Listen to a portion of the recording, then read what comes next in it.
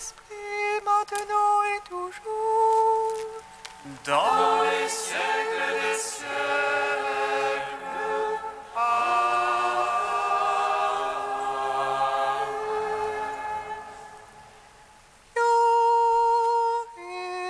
Esprit Saint,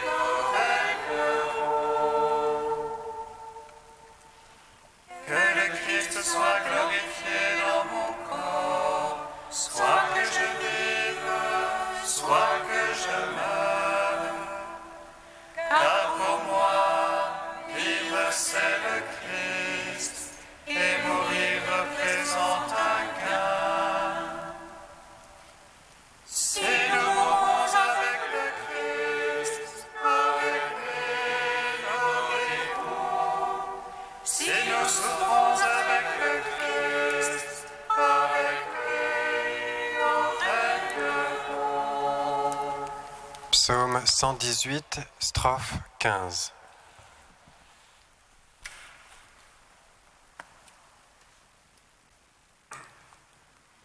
À ta parole, Seigneur, soutiens-moi, et je vivrai.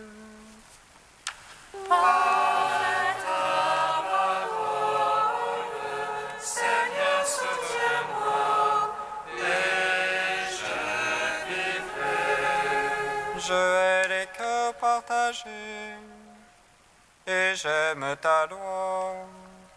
Toi, mon abri, mon bouclier, j'espère en ta parole. De moi détournez vos méchants, je veux garder l'ordre de Dieu. Sois mon soutien selon ta promesse et je vivrai. Ne fais pas honte à mon attente. Sois mon appui, je serai sauvé. Tenant les yeux sur tes volontés. Tu renverses tous ceux qui sortent de tes volontés. Mensonge et leur calcul. Tu ôte comme une rouille tous les impies. Aussi j'aime ton témoignage. De ton effroi tremble la chair. Je crains sous tes jugements. Gloire au Père, au Fils, au Saint-Esprit. Pour les siècles des siècles. Amen.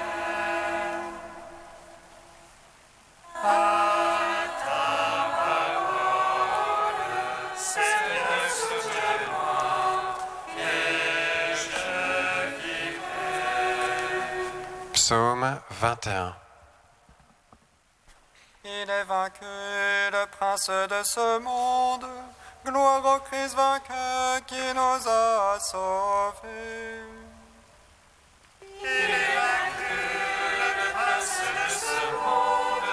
Gloire au Christ vainqueur qui nous a sauvés. Mon Dieu, pourquoi m'as-tu abandonné? Loin de me sauver les paroles que je rugis. Le jour j'appelle, point de réponse.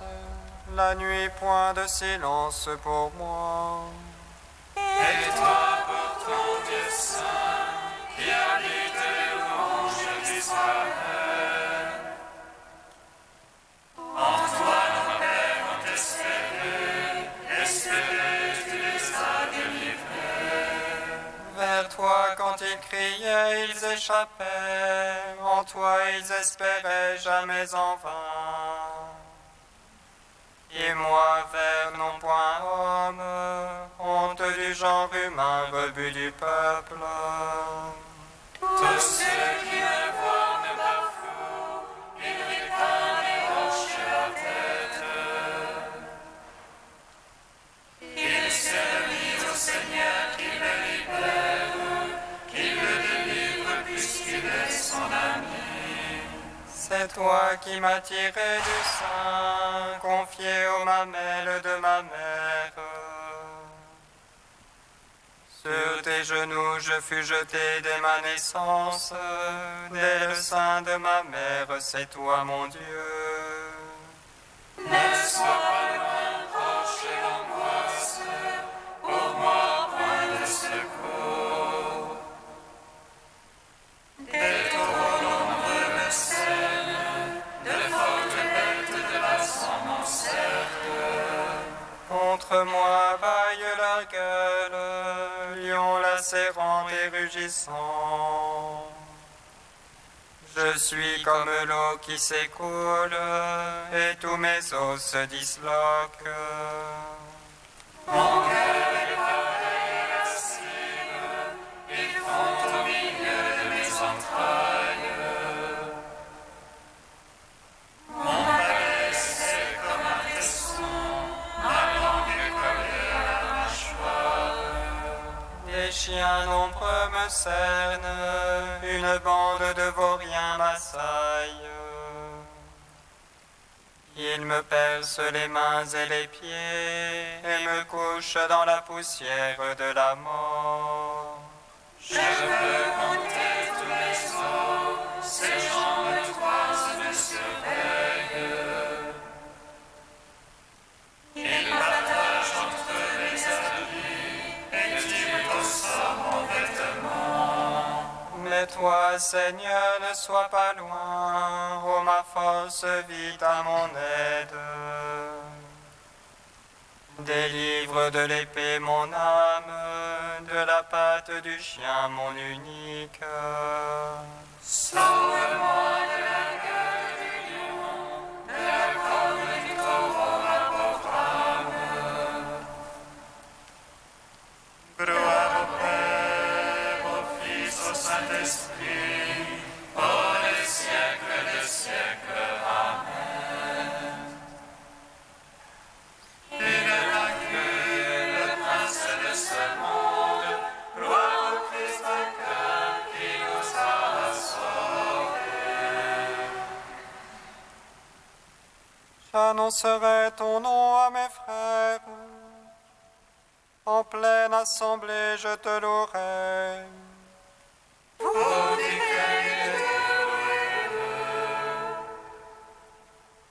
Race de Jacob, glorifiez-le.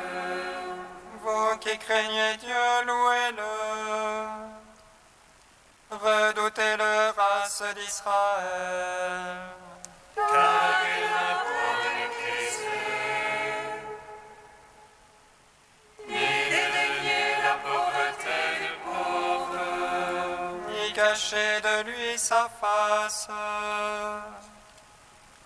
mais invoqué par lui, il écouta. c'est toi le louange dans la grande assemblée. J'accomplirai mes vœux devant ceux qui le craignent. Les pauvres mangeront et seront rassasiés. Ils loueront le Seigneur, ceux qui le cherchent. Que vive le cœur au siècle des siècles. La terre entière se souviendra et reviendra vers le Seigneur. Les familles des nations se prosterneront devant lui.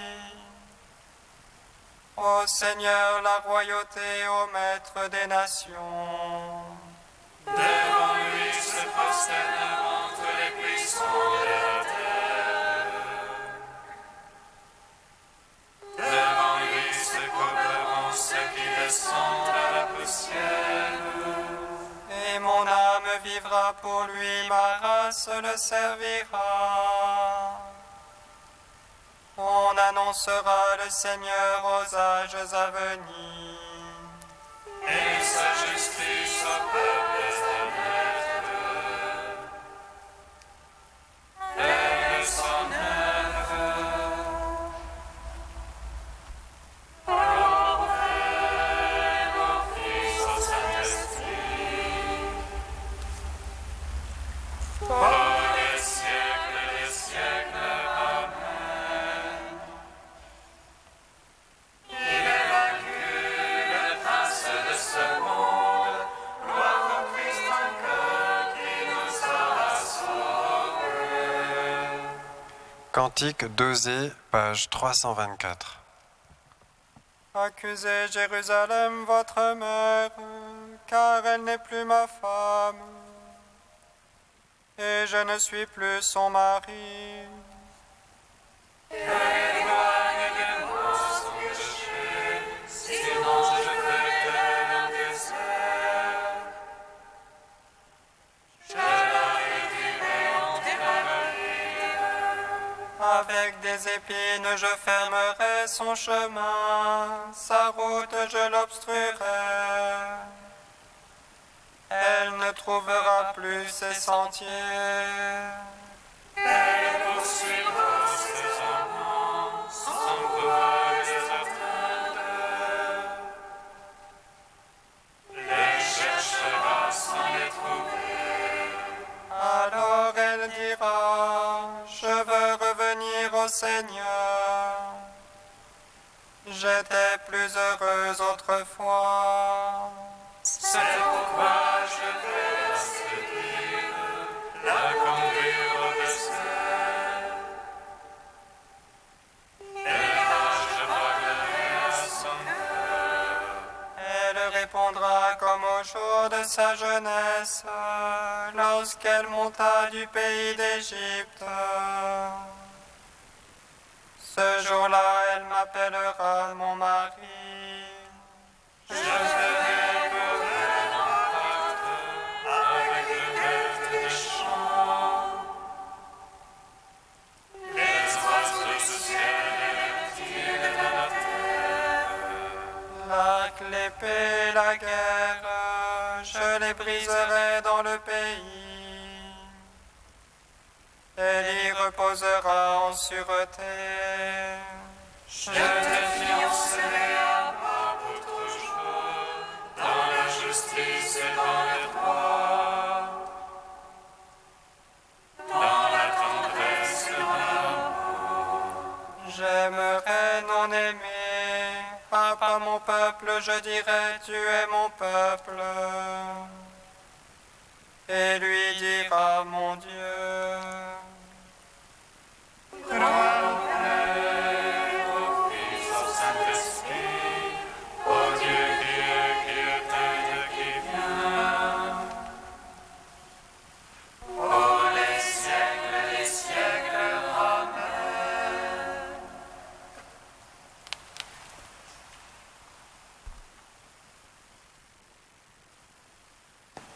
Du Père Bernard Ray, en route vers Pâques.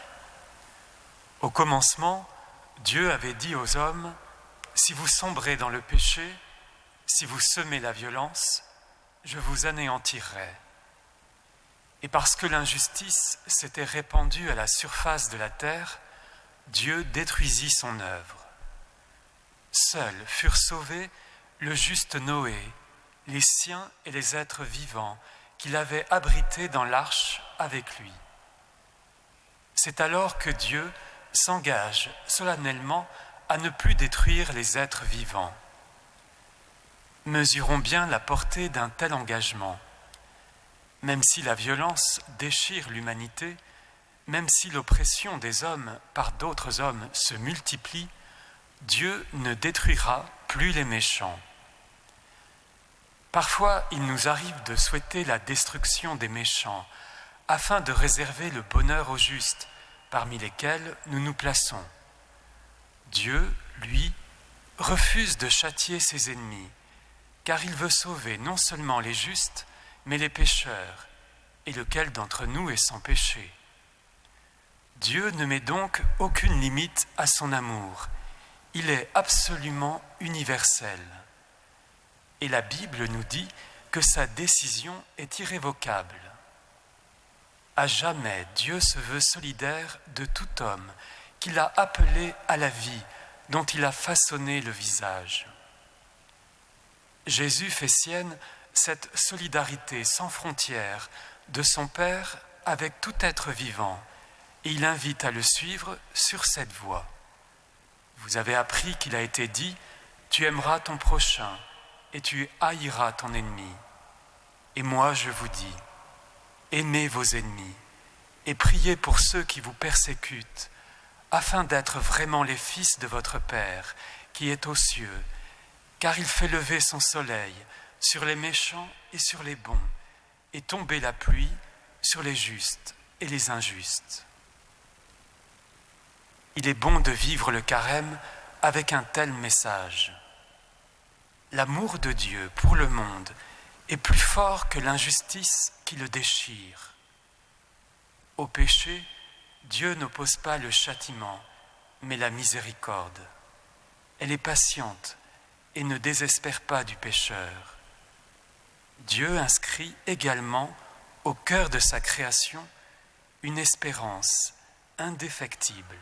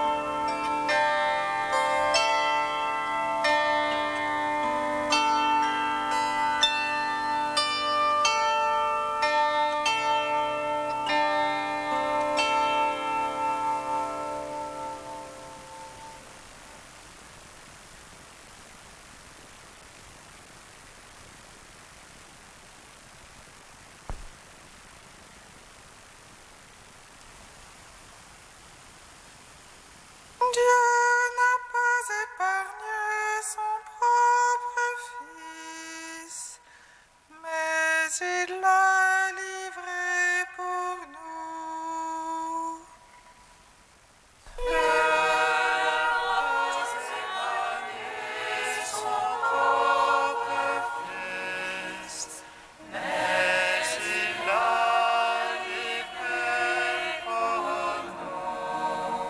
Ils le dépouillèrent de la tunique précieuse qu'il portait.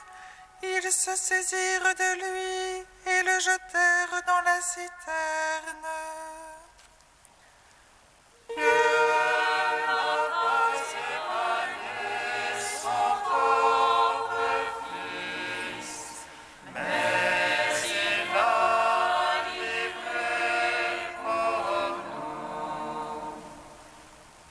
Lecture du livre de la Genèse. Jacob aimait Joseph plus que tous ses autres enfants, parce qu'il était le fils de sa vieillesse, et lui fit faire une tunique de grand prix. En voyant qu'il leur préférait Joseph, ses autres fils se mirent à détester celui-ci, et ils ne pouvaient plus lui dire que des paroles hostiles. Ils étaient allés à Sichem faire paître le troupeau de leur père. Celui-ci dit à Joseph, « Tes frères gardent le troupeau à Sichem, je vais t'envoyer là-bas. » Joseph partit rejoindre ses frères, qui se trouvaient alors à Dothan. Ils l'aperçurent de loin, et avant qu'il arrive près d'eux, ils complotèrent de le faire mourir. Ils se dirent l'un à l'autre, « Voilà l'homme au songe qui arrive, c'est le moment, allons-y, tuons-le, et jetons-le dans une de ces citernes. Nous raconterons qu'une bête féroce l'a dévoré, et on verra ce que voulaient dire ces songes. » Mais Rouben les entendit et voulut le sauver de leurs mains. Il leur dit, « Ne touchons pas à sa vie. » Et il ajouta, « Ne répandez pas son sang, jetez-le dans cette citerne du désert, mais sans le frapper. » Ils voulaient le sauver de leurs mains et le ramener à son père. Dès que Joseph eut rejoint ses frères, ils le dépouillèrent de la tunique précieuse qu'il portait, ils se saisirent de lui et le jetèrent dans la citerne, qui était vide et sans eau. Ils s'assirent ensuite pour manger. En levant les yeux, ils virent une caravane d'Ismaélites qui venait de Galaad. Leurs chameaux étaient chargés d'aromates, de baume et de myrrhe, qu'ils allaient livrer en Égypte. Alors Juda dit à ses frères, « Quel profit aurions-nous à tuer notre frère et à dissimuler sa mort? Vendons-le plutôt aux Ismaélites et ne portons pas la main sur lui, car il est du même sang que nous, c'est notre frère. » Les autres l'écoutèrent. Quand la caravane arriva, ils retirèrent Joseph de la citerne. Ils le vendirent pour 20 pièces d'argent aux Ismaélites, et ceux-ci l'emmenèrent en Égypte. Gloire à toi, ô Dieu vivant, gloire à toi. Gloire à toi, ô Dieu vivant, gloire à toi.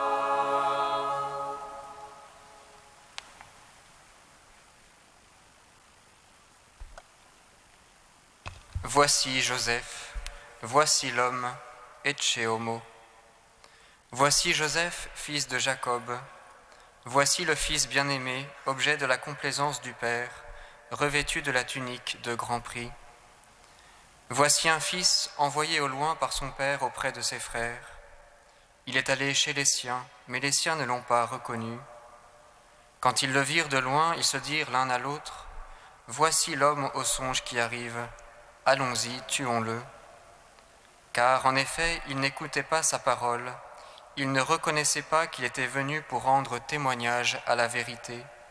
Sa parole est vérité. Sans beauté ni éclat, ils ont vu ce frère, mais ils ne voulurent pas le reconnaître comme un fils, ni comme un frère. La gloire qu'il tenait de son père comme fils unique, plein de grâce et de vérité, leur fut voilée. Joseph ne faisait que rendre témoignage, un témoignage fondé sur l'amour du Père et révélé en songe par l'Esprit. Sa royauté leur fut cachée, car son royaume n'est pas de ce monde.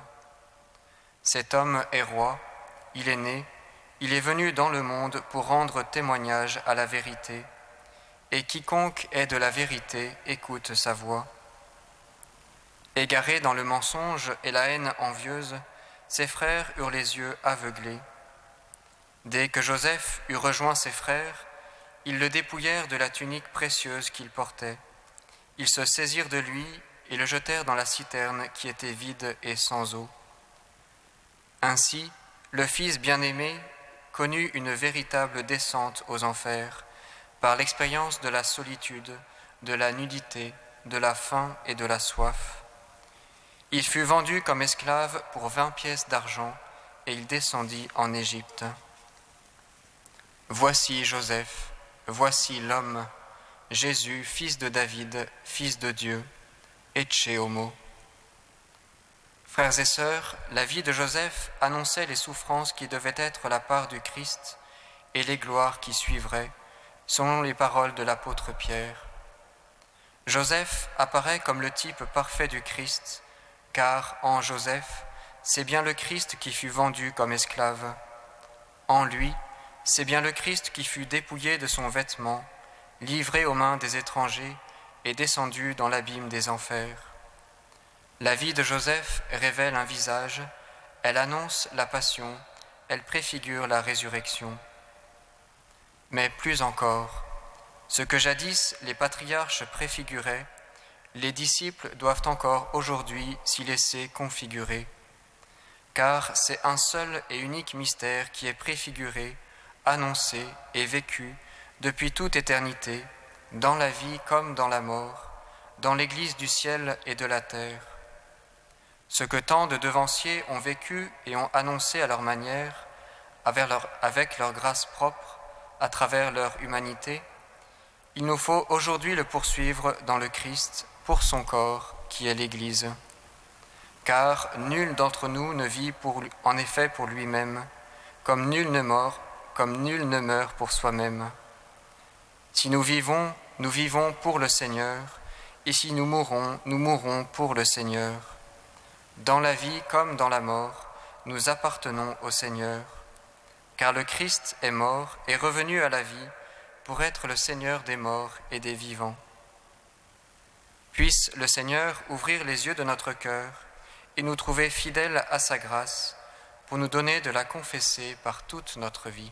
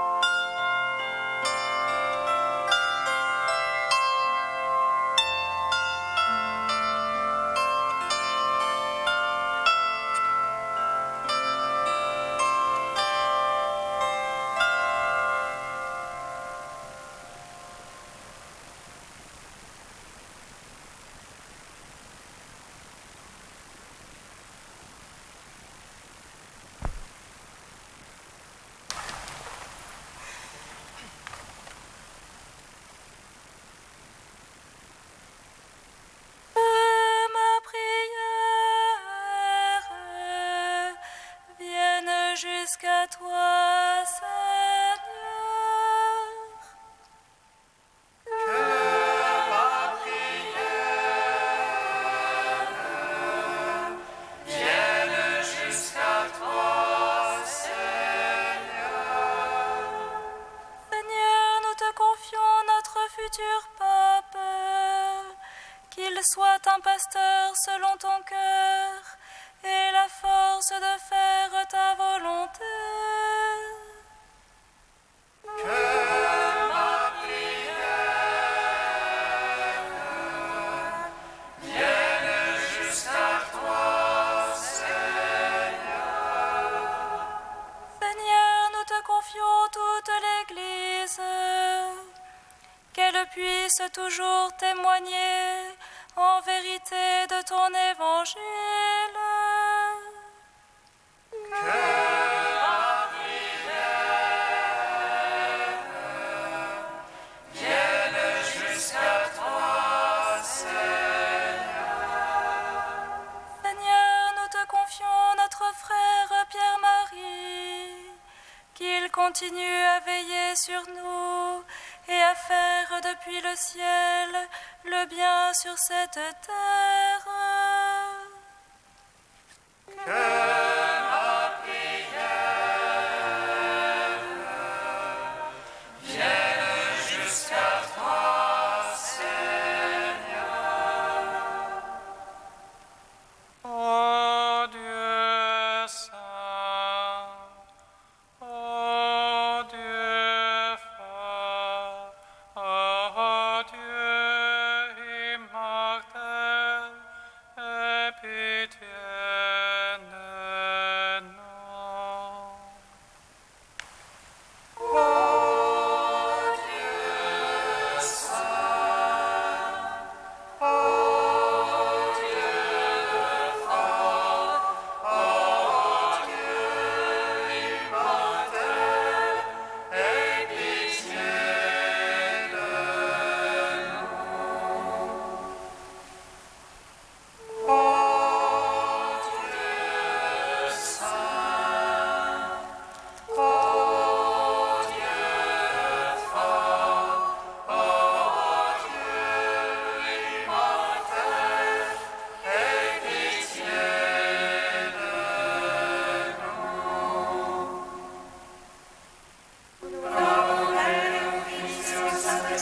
Maintenant et toujours et dans les siècles des siècles. Amen. Dieu immortel, aie pitié de nous. Ô Dieu saint, ô Dieu fort, ô Dieu immortel, aie pitié de nous. Tu nous invites à vivre pour toi et à mourir pour toi, pour notre humanité qui est chemin vers toi, nous te magnifions. Notre Père qui es aux cieux, que ton nom soit sanctifié, que ton règne vienne, que ta volonté soit faite sur la terre comme au ciel. Donne-nous aujourd'hui notre pain de ce jour. Pardonne-nous nos offenses, comme nous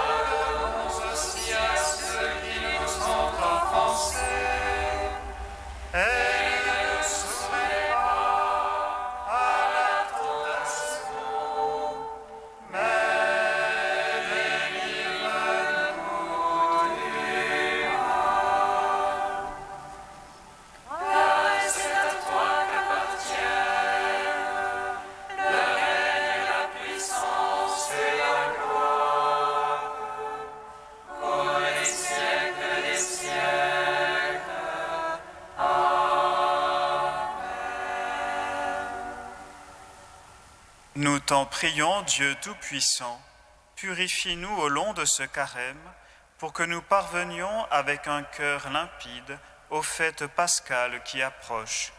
Par Jésus-Christ, ton Fils, notre Seigneur et notre Dieu, qui règne avec toi et le Saint-Esprit, maintenant et pour les siècles des siècles. Amen. Bénissons le Seigneur. Nous rendons grâce à Dieu.